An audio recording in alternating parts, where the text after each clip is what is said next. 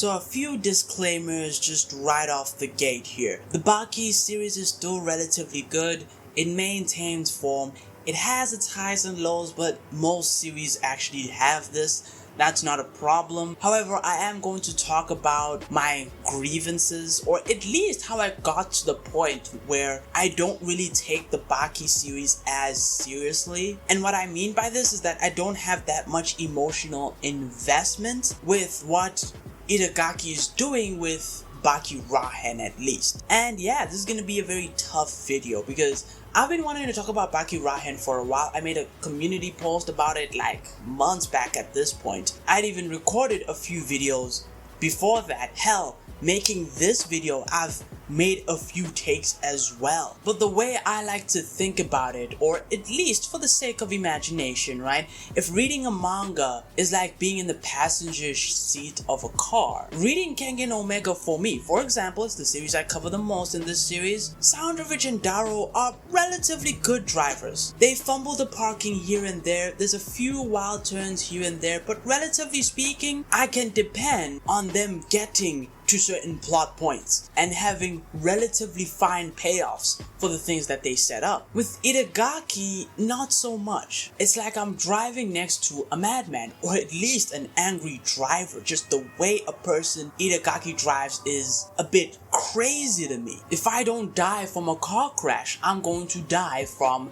a heart attack, is how I've eventually felt reading the Baki series. Kengen Omega has never made me feel like that. Not Record of Ragnarok. I can't even remember the last time a series made me feel this way. But it all started off with Jack's win against Sukune. I can point to that as the beginning of how I got to the state that I am in right now. Jack versus Sukune, relatively good fight. In fact, everyone was pleasantly surprised when this happened, and I don't blame people. Sukune wasn't landing as much as, let's say, a Musashi or a Pickle. So when he took his L, most people were relatively fine. But that actually is the beginning of the character's burial, basically. Because he loses one of his fingers, causing him to be nerfed. Oliver comes back to basically get his win over Sukune at this point, who, by the way, Sukune defeating Oliver was the thing that made me at least take him seriously as one of the stronger characters in Baki. And then, in a move that still baffles me till this day, the token character Keiha gets introduced into the series. The only reason I think Keiha was introduced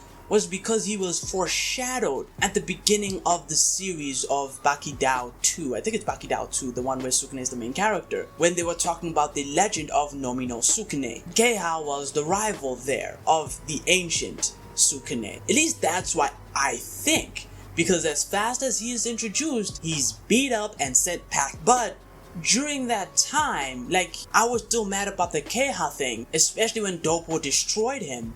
But I knew that the most anticipated fight of this entire manga, years of serialization, was for Baki versus Sukune. I could depend on that still happening, and it did happen for a matter of seconds. Again, a very bizarre writing decision considering the amount of time spent on this and the foreshadowing of this fight. And I think I still have my review for that chapter. I was done. I didn't want to waste a single moment because that to me has never happened before in any series, where you're foreshadowing this fight for hundreds of chapters to have it end like that. And I remember there was a crash out over the results. Again, the fight in and of itself was entertaining.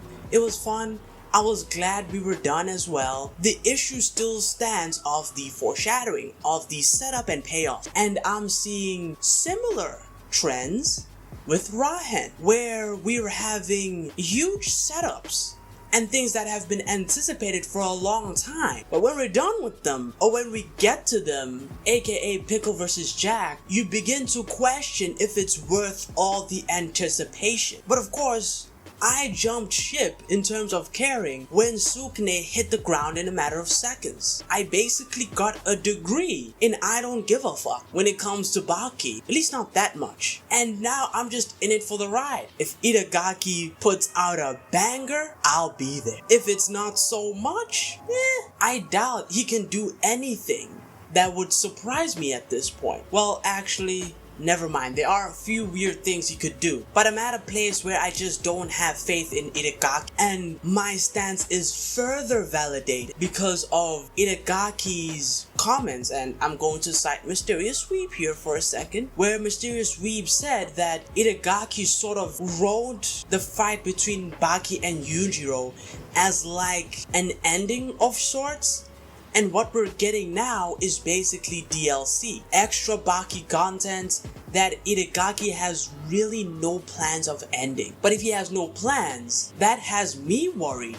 Because what about the long-term storytelling here? Like, is Itagaki really thinking 100 chapters, 200 chapters ahead? Could he just change courses whenever he likes? What would the consequences be when he does that? Do you see where my problem starts? I think it's relatively safer to not think too long term when it comes to Baki.